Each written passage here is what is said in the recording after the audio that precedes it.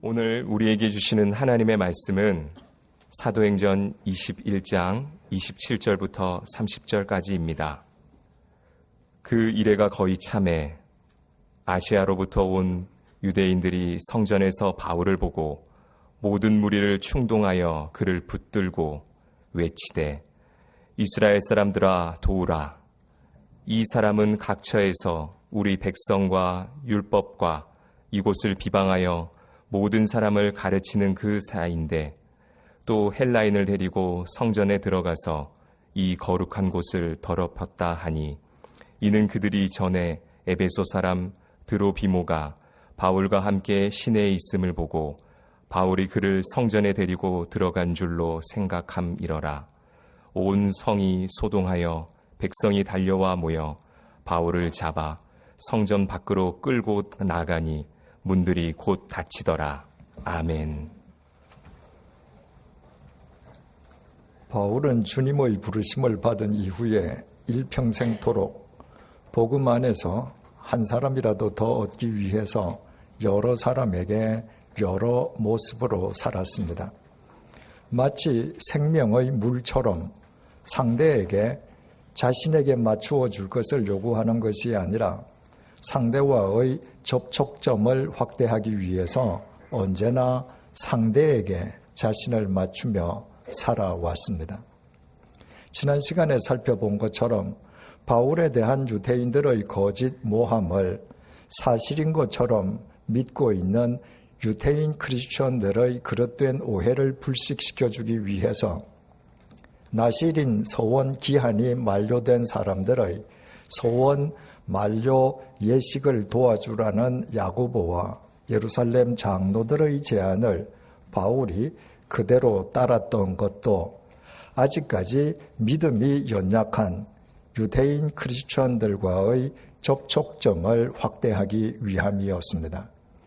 이처럼 바울은 평생 복음 안에서 한 사람이라도 더 얻기 위해서 여러 사람에게 여러 모습으로 살았지만 그와 같은 자신의 삶으로 인해서 단 한 사람이라도 실족하는 일이 없게끔 바울은 언제나 주님 안에서 자기 절제의 거룩함을 잃지 않았습니다. 자신이 우상의 제물로 바쳐진 고기를 먹음으로 믿음이 연약한 누군가가 실족한다면 자신은 우상의 제물로 바쳐진 고기는 영원히 먹지 않겠다고 바울이 선포한 까닭도 바로 거기에 있었습니다. 이와 관련해서 바울은 고린도전서 10장에서 보다 구체적으로 증언하고 있습니다. 고린도전서 10장 23절에서 24절을 세 번역으로 읽어드리겠습니다. 모든 것이 다 허용된다고 사람들은 말하지만 모든 것이 다 유익한 것은 아닙니다. 모든 것이 다 허용된다고 사람들은 말하지만 모든 것이 다 덕을 세우는 것은 아닙니다. 아무도 자기의 유익을 추구하지 말고 남의 유익을 추구하십시오. 하나님의 말씀이 없는 곳에서는 모든 것이 허용된다는 도스토옙스키의 말은 차치하더라도 개인주의가 극에 달한 오늘날에는 인간에게 인권의 이름으로 모든 것이 다 허용되고 있습니다. 약 10여 년 전부터 내 맘이야 라는 말이 예사로 통용되고 있습니다. 내가 하고 싶어서 하는 일인데 왜 당신이 참견하느냐 이 말입니다. 그런데 어떻습니까? 모든 것이 다 허용된다고 그것이 모두 자기에게 유익합니까? 모든 것이 다 허용된다고 그것이 모두 건설적이고도 덕스러운 결과를 가져다 줍니까? 오히려 그 반대 아닙니까? 하고 싶고 먹고 마시고 싶은 것 다 하고 다 먹고 마신 결과로 자신의 인생이 망가지지 않았습니까? 하고 싶고 먹고 마시고 싶은 것 다 하고 다 먹고 마신 결과로 자기 주위 사람들의 인생도 망가지지 않았습니까? 그래서 바울은 아무도 자기의 유익을 구하지 말고 남의 유익을 추구하라고 당부합니다. 다른 사람의 유익을 추구하는 사람에게만 그 사람과 더불어 살아가기 위한 자기 절제의 거룩함이 가능합니다. 고린도전서 10장 31절에서 11장 1절 말씀입니다. 그러므로 여러분은 먹든지 마시든지 무슨 일을 하든지 모든 것을 하나님의 영광을 위하여 하십시오. 여러분은 유대 사람에게도 그리스 사람에게도 하나님의 교회에도 걸림돌이 되지 마십시오. 나는 모든 일에 모든 사람의 마음에 들게 하려고 애씁니다. 그것은 내가 내 이로움을 구하지 않고 많은 사람의 이로움을 추구하여 그들이 구원을 받게 하려는 것입니다. 내가 그리스도를 본받는 사람인 것과 같이 여러분은 나를 본받는 사람이 되십시오. 바울에게는 한 가지 분명한 삶의 원칙이 있었습니다. 무엇을 먹고 마시든지 무슨 일을 하든지 그 모든 것을 하나님의 영광을 위해서 한다는 원칙이었습니다.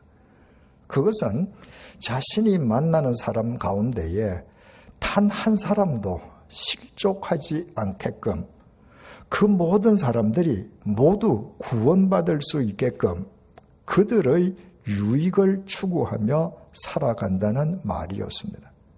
바꾸어 말하면 복음 안에서 한 사람이라도 더 얻기 위해서 여러 사람에게 여러 모습으로 살아가는 열린 마음과 자신이 만나는 사람들 가운데에 단 한 사람도 실족하지 않게끔 자기 절제의 거룩함을 동시에 추구하면서 살았다는 말입니다. 그것은 바울이 고안해낸 바울의 독창적인 삶이 아니었습니다. 그것은 우리를 구원하시기 위해 이 땅에 오시어 우리 각자의 모습대로 여러 모습으로 우리에게 다가와 우리를 품어주시고 오직 우리의 이로움을 위해 십자가의 제물이 되신 주님께서 친히 보여주셨던 삶이었고 바울은 그 주님의 삶을 본받아 살았던 것입니다. 그래서 바울은 내가 그리스도를 본받는 사람이 된 것 같이 여러분은 나를 본받는 사람이 되십시오 라고 우리에게 명령하는 것입니다. 그리스도인이 된다는 것은 주님을 본받아 바울처럼 자신의 이로움이 아니라 한 사람이라도 더 구원받게끔 많은 사람의 이로움을 추구하며 살아가는 사람이 되는 것을 의미합니다. 하지만 오늘의 본문은 바울과는 정반대의 삶, 오직 자신들의 이로움만을 추구하는 사람들을 바울과 대조해서 우리에게 보여주고 있습니다. 본문 27절입니다.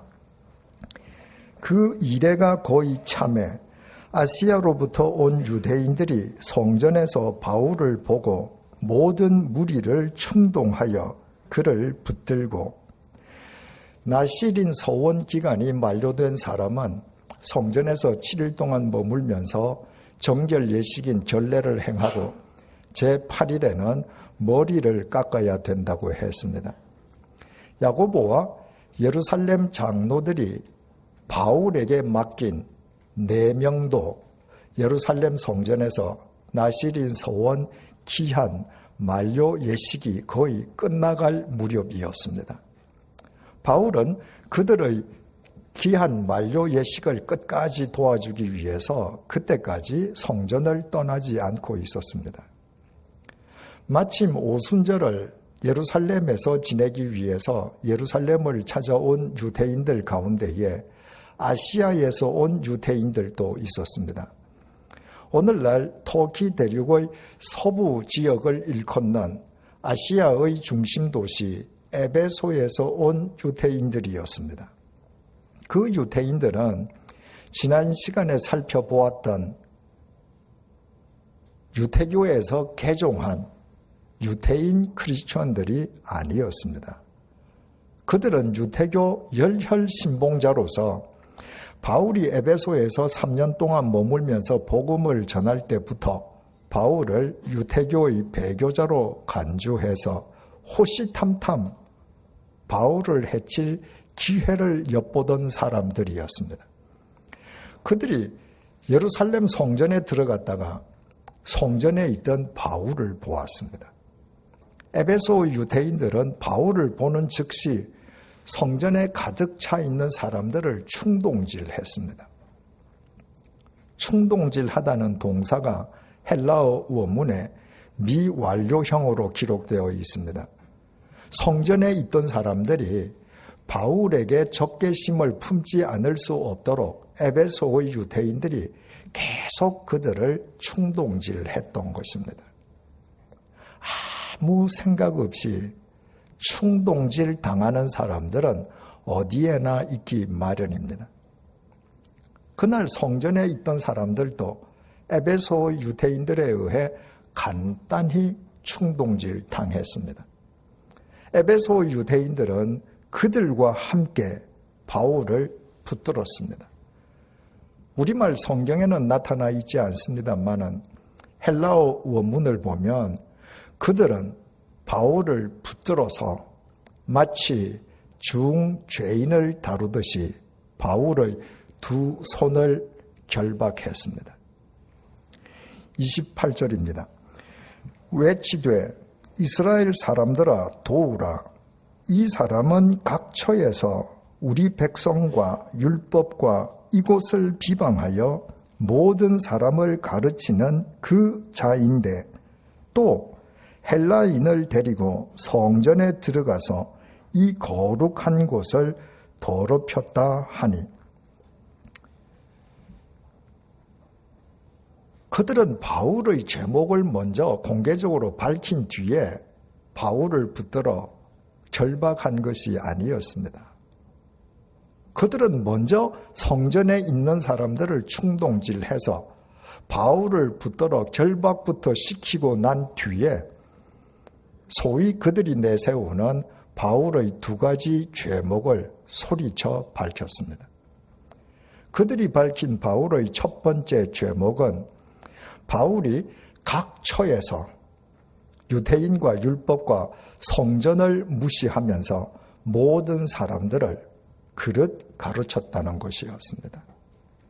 우리말 각처에서라고 번역된 헬라어 판타쿠는 모든 장소에서라는 말입니다. 바울이 모든 장소에서 율법과 유대인과 성전을 거슬러서 모든 사람을 그릇 가르쳐 왔다면 바울은 얼마나 고약한 중죄인이겠습니까? 특히 에베소의 유대인들은 바울을 가리켜서 그 자라고 불렀습니다. 바로 그 사람이라고 부른 것입니다. 이것은 성전에 모여있던 사람들도 모든 장소에서 모든 사람을 그릇 가르쳐 왔다는 바로 그 사람에 대해서 들어서 알고 있다는 의미였습니다. 그동안 바울이 거치는 곳마다 바울을 배교자로 죽이려고 거짓 소문을 퍼뜨렸던 유대인들의 거짓 모함이 예루살렘 성전을 메우고 있던 사람들 사이에서도 그 정도로 이미 광범위하게 유포되어 있었던 것입니다. 에베소 유대인들이 밝힌 바울의 두 번째 죄목은 바울이 헬라인인 이방인을 데리고 성전 안으로 들어가서 성전을 더럽혔다는 것이었습니다. 당시 예루살렘 성전에는 이방인이 들어갈 수 있는 뜰이 있었는데 성전의 바깥뜰로서 이방인의 뜰이라고 불렸습니다. 이방인은 거기까지였습니다. 만약 이방인이 이방인의 뜰을 넘어서서 성전 안뜰 안으로 이스라엘의 뜰 안으로 들어가면 그가 누구든지 죽음을 면할 수 없었습니다. 로마 당국 역시도 유대교의 이와 같은 금기 사항을 인정하고 있었으므로 설령 로마 시민권을 지닌 이방인이라 할지라도 이스라엘의 뜰 안으로만 들어가면 반드시 죽음의 형벌을 당할 수밖에 없었습니다. 그러므로 바울이 이방인을 성전 안으로 데리고 들어간 것이 사실이라면 그 이방인은 말할 것도 없고 이방인을 성전 안으로 끌어들여서 성전을 더럽힌 바울 역시 성전 모독죄로 죽음을 피할 수 없었습니다. 하지만 바울에 대한 에베소 유대인들이 밝힌 그 두 가지 죄목은 모두 새빨간 거짓말이었습니다. 바울이 모든 장소에서 모든 사람에게 그릇 가르쳐 왔다는 것이 사실이 아니면 우리가 지난 시간에 이미 확인했었습니다. 그리고 바울이 이방인을 성전으로 끌어들여서 성전을 더럽혔다고 하는 것도 전혀 사실이 아니었습니다. 29절을 보시겠습니다. 이는 그들이 전에 에베소 사람 드로비모가 바울과 함께 시내에 있음을 보고 바울이 그를 성전에 데리고 들어간 줄로 생각함이로라. 지금 성전에 있는 사람들을 충동질해서 바울을 붙잡아 결박한 사람들은 에베소에서 온 유대인들이었습니다. 그들이 오순절을 예루살렘에서 지내기 위해서 예루살렘을 왔다가 역시 에베소에서 살고 있는 헬라인 드로비모도 에베소에서 와서 예루살렘에서 바울과 함께 있는 것을 보았습니다. 에베소의 드로비모가 예루살렘에서 바울과 함께 있었다고 하는 것은 바울이 3년 동안 에베소에서 복음을 전할 때 바울을 통해 주님을 영접한 드로비모도 뜻깊은 오순절을 예루살렘에서 지내기 위해 예루살렘을 찾아왔다가 바울을 만나게 된 것임을 알 수 있습니다. 그때 드로비모와 바울은 성전 안에 있지 않았습니다. 에베소의 유대인들은 바울과 드로비모가 예루살렘 시내에 함께 있는 것을 보았을 뿐이었습니다.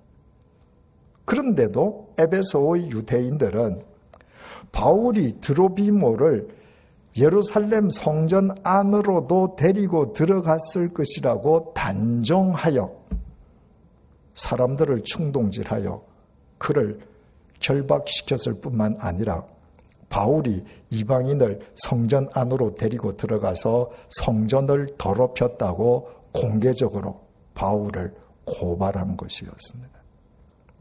에베소의 유대인들은 무엇이 사실이고 진실인지에 대해서는 전혀 관심이 없었습니다. 그들에게 중요한 것은 배교자 바울을 공개적으로 죽일 수 있는 명분일 뿐이었습니다. 30절입니다. 온 성이 소동하여 백성이 달려와 모여 바울을 잡아 성전 밖으로 끌고 나가니 문들이 곧 닫히더라. 에베소 유대인들이 바울에 대해 내세운 두 가지 죄목 때문에 예루살렘 온 유대인들 사이에서 큰 소동이 일어났습니다. 예루살렘의 유대인들도 사실 여부는 따지려 하지 않았습니다. 에베소 유대인들에게 충동질 당해 이미 군중 심리에 빠져버린 그들은 불문곡직하고 이미 두 손이 묶여 있는 바울에게 달려들어 바울을 성전 밖으로 끌어내었습니다. 옛날 스데반에게 그렇게 했던 것처럼 바울을 성전 모독죄로 쳐 죽이기 위함이었습니다. 우리말 끌고 나가다라고 번역된 헬라어 동사 헬퀴오가 헬라어 원문에 미완료형으로 기록되어 있습니다. 그 유대인들이 바울을 마치 포박당한 짐승을 끌고 가듯이 성전에서부터 질질 끌고 밖으로 나갔다는 의미입니다. 바울이 두 손이 결박당한 채 유대인들에게 끌려 나가자 성전을 관리하던 레위인들은 성전으로 통하는 문들을 다 닫아 걸어버렸습니다. 성전은 사람을 살리는 곳입니다. 그런데도 아무런 죄 없는 바울, 오히려 성전의 주인이신 주님을 위해 자신의 생을 던진 바울이 죄 없이 유대인들에게 짐승처럼 끌려나가는 것을 보고서도 레위인들은 바울은 아랑곳하지도 않고 성전으로 통하는 문들을 다 걸어 닫았습니다. 그들에게는 바울의 생명이 아니라 성전 건물 자체가 중요했습니다. 바울이 주님을 본받아서 자기의 이로움이 아니라 한 사람이라도 더 구원받을 수 있게끔 많은 사람의 이로움을 추구했던 참된 크리스천의 표본이라면 본문의 유대인들은 남은 아랑곳하지 않고 자신들의 이로움만 추구하는 이기적 인간들의 전형입니다. 자기의 이로움만 추구하는 인간들은 본문의 유대인들처럼 무엇이 옳고 그르냐, 어느 쪽이 진실이고 거짓이냐는 따지지 않습니다. 그들은 어떻게 하면 자기에게 더 이로운지만 따집니다. 그래서 그들은 본문의 유대인들처럼 자신들의 이로움을 위해서 온갖 방법으로 사람들을 충동질하고 멀쩡한 사람을 거짓으로 모함하기도 하고 자신들의 이로움에 장애가 되는 사람은 짓밟아버리거나 아예 제거해버리고 맙니다.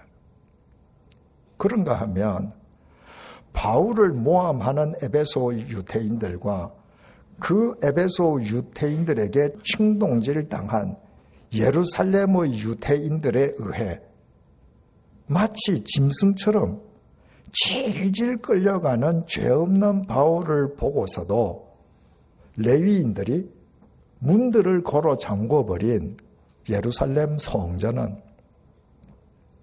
자신들의 이로움만 추구하는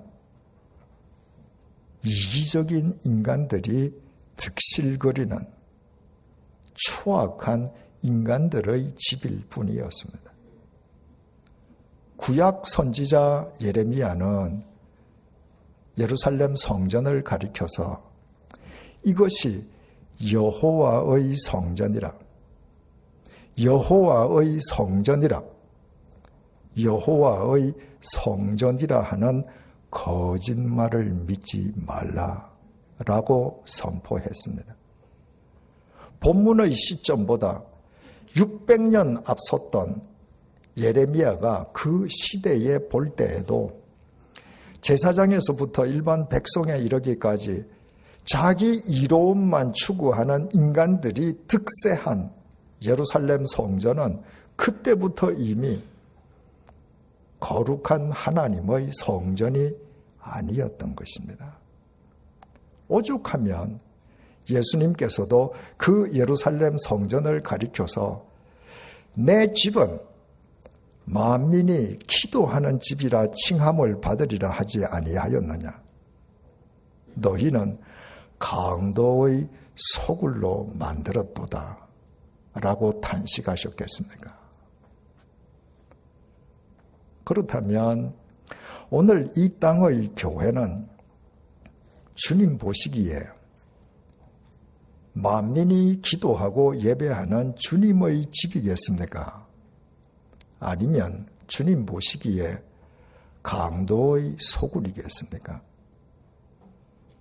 그것은 예배당의 크기나 화려함이 아니라 교회를 이루고 있는 우리 자신들의 삶의 태도에 달려 있습니다.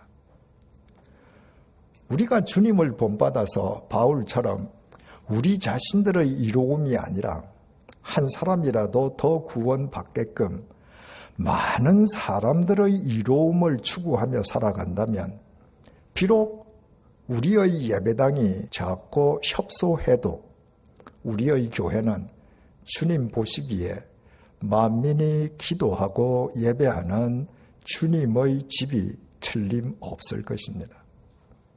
하지만 우리가 우리 자신들의 이로움만을 추구하고 있다면 우리의 예배당이 아무리 웅장하고 화려해도 주님 보시기에는 강도의 소굴에 지나지 않을 것입니다.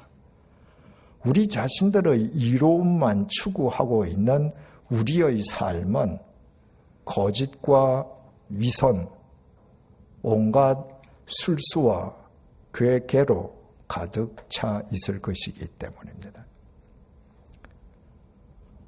어제는 진도 앞바다에서 476명의 승객 가운데 295명이 사망하고 9명이 실종된 세월호 참극이 일어난 지 2주년이 되는 날이었습니다.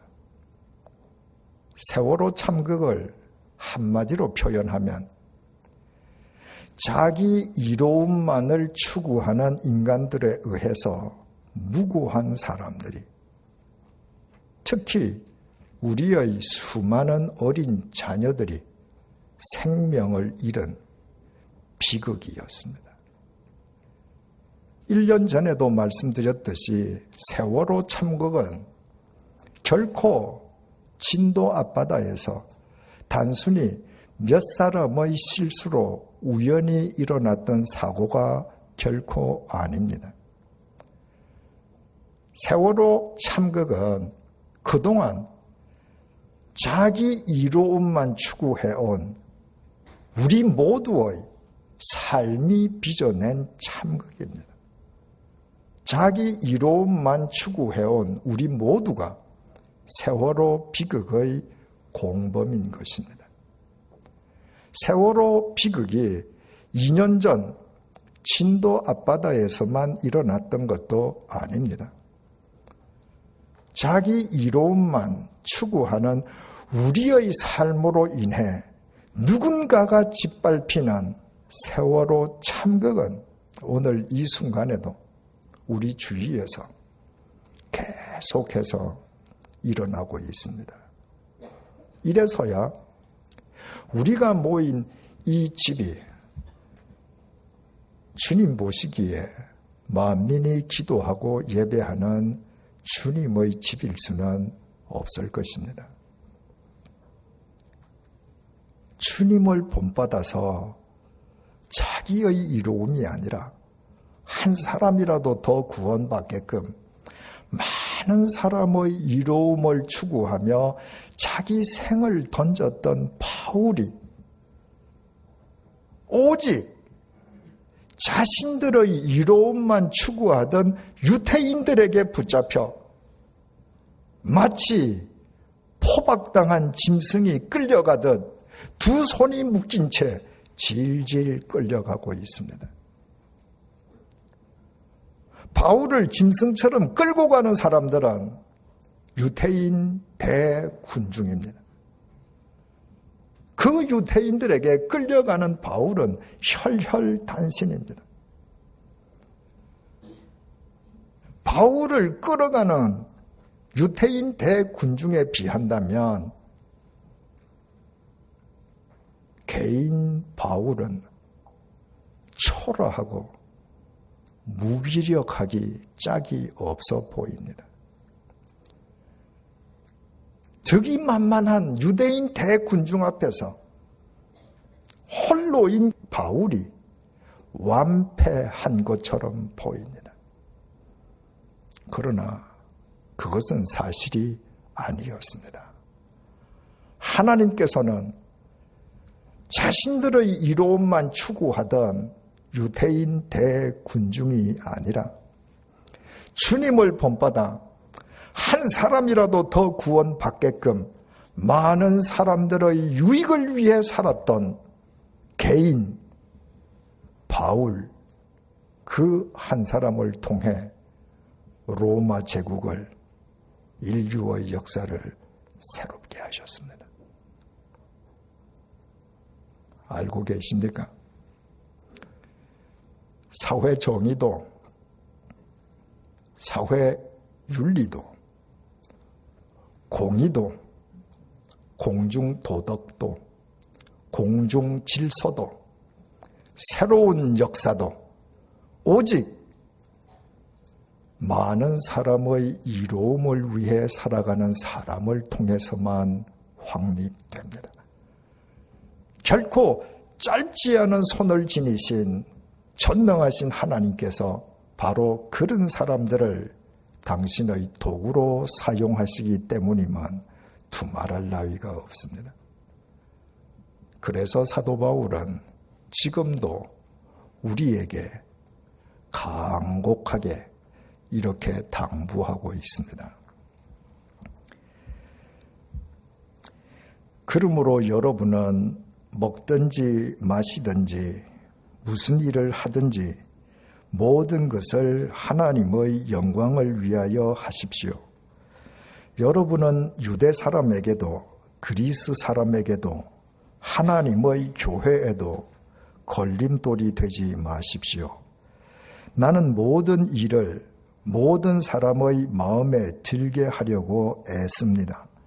그것은 내가 내 이로움을 구하지 않고 많은 사람의 이로움을 추구하여 그들이 구원을 받게 하려는 것입니다.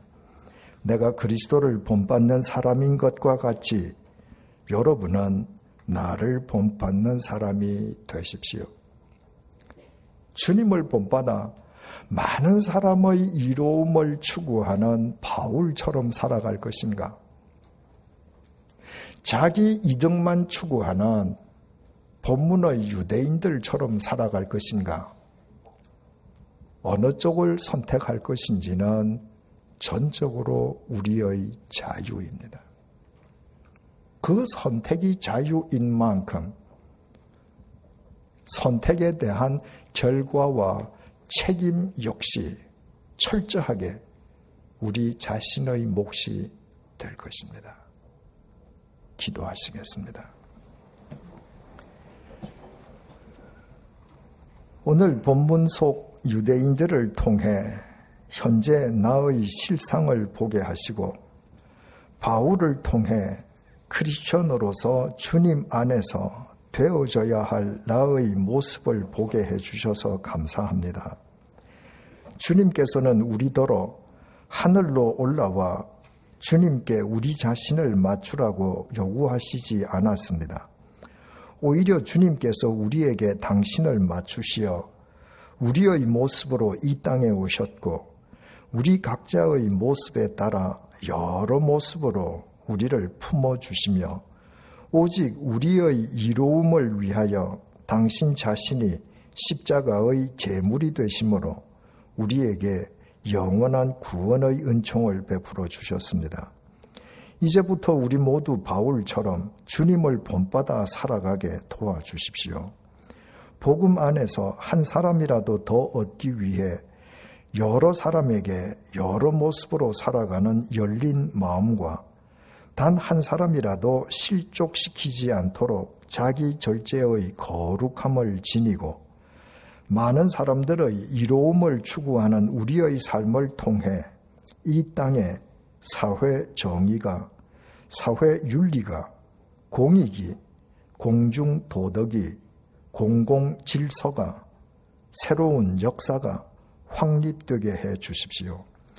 많은 사람들의 이로움을 추구하는 크리스천들이 모인 이 땅의 교회가 만민이 기도하고 예배하는 주님의 집으로 회복되게 해 주십시오.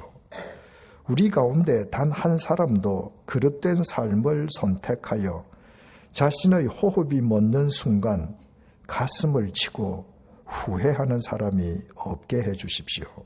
예수님의 이름으로 기도드립니다. 아멘.